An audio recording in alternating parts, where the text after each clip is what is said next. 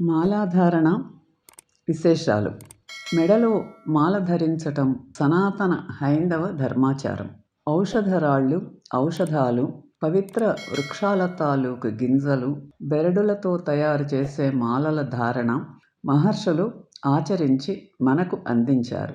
కమలాక్షమాల కమలం గింజలతో తయారయ్యేది. ధరించడం వల్ల శత్రువును జయించవచ్చని తంత్రసారం పేర్కొంటున్నది. ముడులతో కూడిన మాల పాపాల్ని తొలగిస్తుంది. జీవపుత్ర మాలను సంతాన గోపాలుడి రక్షరేఖతో ధరించి దేవతామూర్తుల నామాలు స్మరిస్తే పుత్రుడు జన్మిస్తాడు. కెంపుల మాల సంపదను ఇస్తుంది. రుద్రాక్షమాల ధరించి మృత్యుంజయ మంత్రాన్ని జపిస్తే రుగ్మతలు తొలగి దీర్ఘాయుష్షు కలుగుతుంది. హరీంద్రమాల అడ్డంకులను తొలగించి శత్రువుల నుంచి రక్షించగలదు. పాలరాళ్ల మాల అభ్యాసానికి, ఇతరులను ఆకర్షించడానికి సహకరిస్తుంది. తులసి పూసలు, చిన్న చిన్న గవ్వల మాలలు శ్రీకృష్ణుడు, విష్ణుమూర్తిల అనుగ్రహం పొందడానికి సహకరిస్తాయి. స్ఫటిక పూసల మాలను ధరించి పూజించితే ఐశ్వర్యము కలుగుతుందని నమ్మకము. పిల్లల్ని ఇతరుల దృష్టి దోషం నుంచి, రుగ్మతల నుండి రక్షించేందుకు పులిగోరు, బంగారు, వెండి,